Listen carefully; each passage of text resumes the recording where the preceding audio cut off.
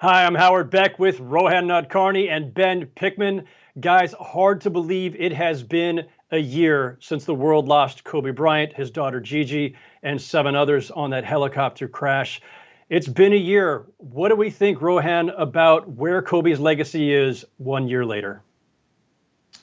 Howard, I think the biggest thing I would say about Kobe is someone who, didn't even root for him growing up, right? I wasn't a fan of the Lakers. And for someone who was so polarizing as a basketball player, someone who had many fans and distractors, I think his biggest legacy is how wide his impact is. I think that was maybe the thing I saw the most here in Los Angeles amongst fans, being at Staples Center every day. I mean, it wasn't just players in the league who felt like they had a stake with Kobe. I really think it was basketball fans, even the ones who ultimately didn't root for him, how much people cared about what he gave to the game, what a big part of it he was for so many different people.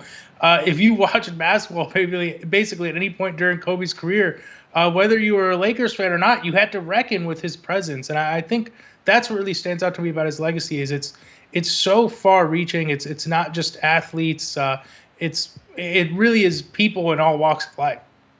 I think you're right, Rohan, that on the court, you either loved Kobe or you hated Kobe. You think about his last game, and that was so polarizing and so memorable for a variety of reasons. Against the Jazz, he scored 60 points on 50 shot attempts, outscoring Utah in that entire fourth quarter. And you either loved that performance that he did it, or you held those 50 shots against him. But off the court, Kobe certainly has a more complicated legacy. Think about the 2003 sexual assault allegations and what that brought and meant to Kobe's career and how it changed him and changed others going forward. But on the court again, and as basketball fans, so many people wanted to be Kobe Bryant. They grew up in their driveways trying to impersonate him and taking fadeaway jumpers like Kobe, wanting to make those big shots like Kobe Bryant did. He was so memorable for all his titles, for all his winnings, and for how he did it. There was certainly love or hate, depending on what side of the aisle you rooted for.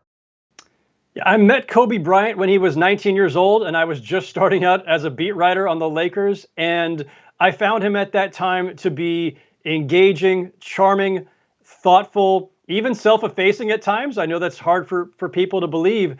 And so I got to know him over the course of many years after that, of course, too. And what I knew about Kobe was that he was by far the most focused, the most dedicated, the most committed, the most hardworking person I'd met in any walk of life, anywhere, period. Singularly focused, sometimes perhaps to his detriment or his team's detriment.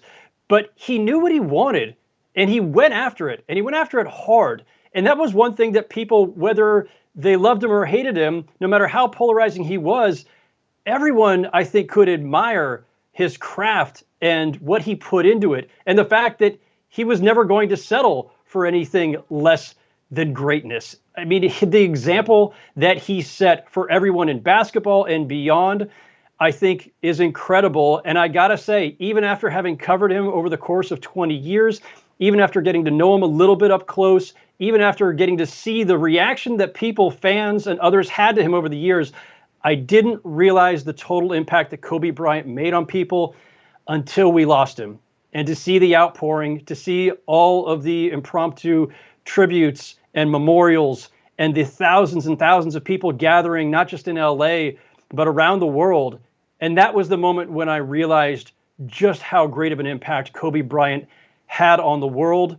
It's hard to believe it's been a year. It still doesn't feel real.